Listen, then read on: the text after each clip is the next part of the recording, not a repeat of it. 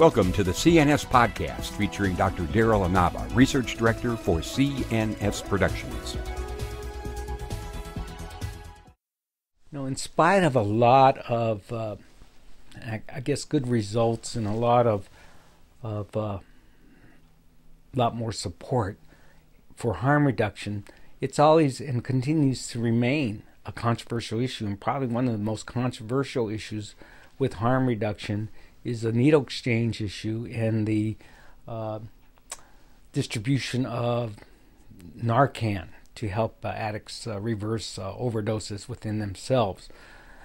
Part of the controversy is that it seems that many of the people who are participating or who are administering these programs and helping to distribute needles have actually become addicted themselves, or may have been addicted before and gotten into this and are just promoting or perpetuating their addiction. There certainly does seem to be a number of deaths in many cities like San Francisco, New York, and Chicago of people who are part of the needle exchange and the Narcan distribution community.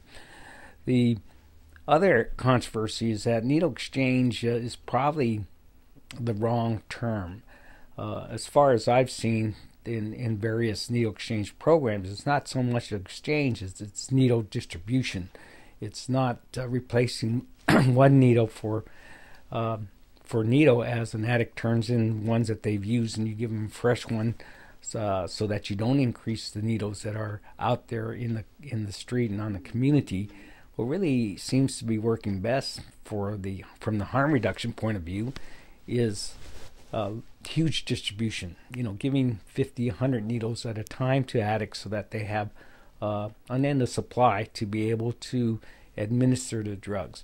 The other big controversy I have is that there needs to be a greater consideration of the addiction itself, and that needle exchange and these types of harm reduction behaviors should recognize that the greatest harm reduction thing that could ever be done is to provide treatment on demand. If somebody, an addict, decides they want to get treatment, if they can access and immediately get into treatment, that's the best thing we can do to reduce harm from addiction.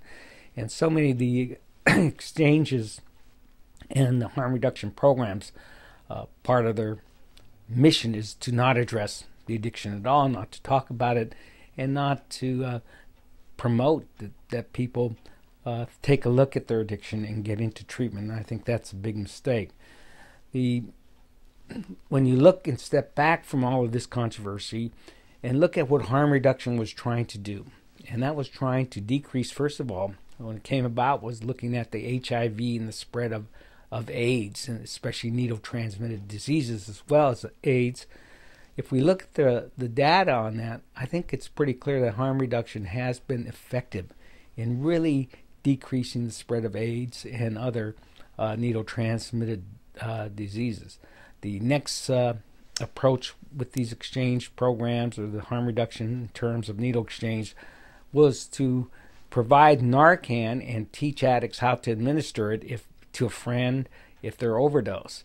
And when we look at the data from that, it seems like that's been effective as well. There's been, despite these overdoses of people working in the needle exchange and programs like that, there has been an actual decrease in overdose deaths around the country. So from the point of view of harm reduction, certainly these are working. From the point of view of addiction, if an addict continues to use drugs, as far as I've seen throughout my 40 years of working with addiction, the addiction doesn't abate. It actually progresses and gets worse and worse.